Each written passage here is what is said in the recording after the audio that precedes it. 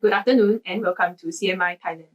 Today is the 25th of March and I'm Maisama Thaihaman, bringing to you the latest breaking news from Thailand. A Thai e-waste worker is in critical condition with exposure levels to hazardous waste off the charts. An illegal e-waste recycling operation located in Cha Cheong Sao, Bangkok, was found not adhering to national regulations and had failed to implement health safeguards, resulting in one worker suffering from third-degree burns on 69% of his arms and losing his vision in one eye. First, let's find out more on what e-waste is and how e-waste can affect us in our daily lives. E-waste is electrical and electronic equipment of any kind that has been discarded, such as infocom technology equipment like laptops, mobile phones and mobile phone batteries, and home appliances, including TVs, refrigerators, and air conditioners. When e-waste is recycled and disposed incorrectly, e-waste dumping is inevitable as it is necessary to further segregate the e-waste from the general waste collected. This is usually done with human labor in developing countries like Ghana and China. However, since 2016, when China decided to no longer accept e-waste from developed countries, largely from the West, e-waste began to gather in Southeast Asian countries like Thailand. This has caused the people in Thailand to face numerous health problems and reflected her poor social issues and governmental control in regulating the dumping of e-waste.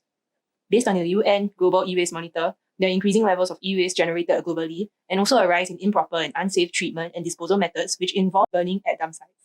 In 2016, 44.7 million tons of e-waste was generated and is predicted to hit 5.2 million tons this year. In Thailand alone, 400 billion tons of e-waste have been accumulated by 2017, with this figure bound to increase as more e-waste are diverted from China to Thailand through business ventures initiated by Chinese businessmen. E-waste in Thailand has led to health problems such as cancer, skin diseases, and eye-related disabilities, environmental issues, and this reflected the poor political control over the enforcement and regulation of e-waste recycling within the country.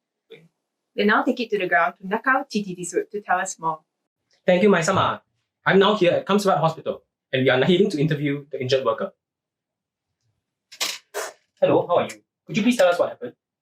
I was sorting e-waste, then I felt burning on my hands and on my eyes. I told my supervisor, but he told me to continue working.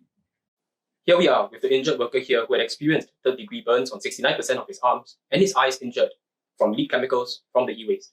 Stay tuned as we head to the disposal site where the worker is an employee to interview the workers and residents there. Here we are at Bangkok at a protest, protesting against the import of e-waste from other places of the world, including China. Excuse me, sir. May I ask you, what are you doing here? How do you feel about the inability of the government? The Thai government is stupid. How dare they take e-waste from China, take from the West, and then they use Thailand as a dumping ground? That's so bad. All we will do is eventually we'll suffer from this and that horrible death, and our family members will also suffer. How can they let this happen to us, the citizens? Hey, that's the stupid minister. Let's go. This is Nakao Titisut, CMI, Thailand, Cha Cheong Sao. Thank you, Nakao. E-waste is a growing problem for Thailand that has far-reaching and devastating effects. Let's hear from some of the experts on this issue. Yes, besides raising awareness of the issue to educate electronic users on proper segregation techniques, we can tackle this like how the US has done it, to install trackers on electronics as a surveillance measure and see which recycling plant engages in responsible e-waste management and which does not. Strict enforcement has been implemented to prosecute offenders who do not follow the rules. The Thai government has lots of work to do. After having weak political control over the issue, as they wrestled between competing interests of public safety and lucrative profits from this deal. Certainly. To date, Thailand has already launched an e-waste campaign in 2020 to regulate this industry through the Extended Producer Responsibility Network to link private sectors and governmental organizations, as well as conducting PR campaigns to raise awareness.